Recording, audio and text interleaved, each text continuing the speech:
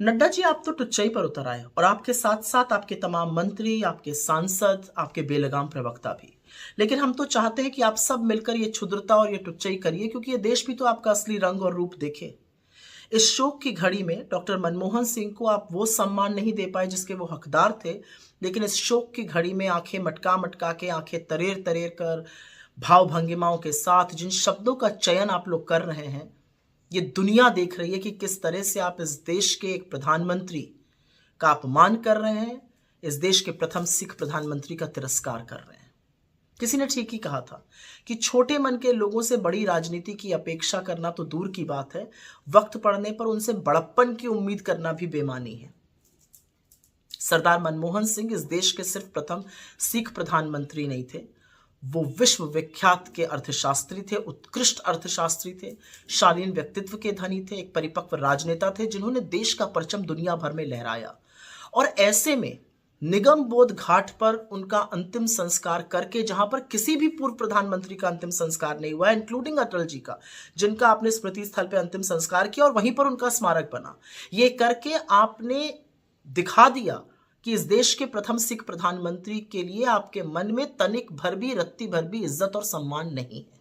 कुछ बातें हैं जो हम लोग कहना नहीं चाहते थे, लेकिन आपने कोई चारा नहीं छोड़ा है और कहनी पड़ेंगी, और क्योंकि छेड़ दिया है तो सुनिए इस बात को, और ये देश को भी समझ में आनी चाहिए। डीडी न्यूज ने डॉक्टर साहब के अंतिम संस्कार का लाइव प्रसारण तब शुरू किया जब नरेंद्र मोदी निगम बोध घाट पहुंच गए। प्रथम पंक्ति में नरेंद्र मोदी, अमित शाह, राजनाथ सिंह, किरण रिजिजू, ओम बिरला, महामहिम राष्ट्रपति द्रौपदी मुर्मू जी, वाइस प्रेसिडेंट धनखड़ जी, सब लोग बैठे थे। बमुश्किल 2 या 3 कुर्सियां उनके परिवार के लिए थी और परिवार में उनकी बेटियां आगे बैठ भी नहीं पाई। मुश्किल से 1 कुर्सी कांग्रेस अध्यक्ष और नेता प्रतिपक्ष राज्यसभा खरगे जी के लिए थी। नेता प्रतिपक्ष लोकसभा राहुल जी के लिए कोई कुर्सी भी नहीं थी।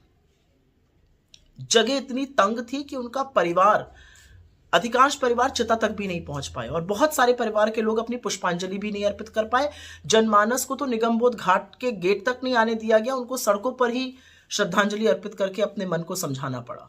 जो विदेशी राजनयिक थे वो इतने पीछे बैठे थे कि उनको वहां से कुछ दिख भी नहीं रहा था, इतनी तंग जगह थी। और जो डीडी न्यूज का कैमरा था उसका सारा फोकस मोदी जी पर था। परिवार ही नदारद था, तो ऐसे में ये उम्मीद करना कि राहुल जी या सोनिया जी या खरगे जी को दिखाया जाएगा, ये भी बेमानी है।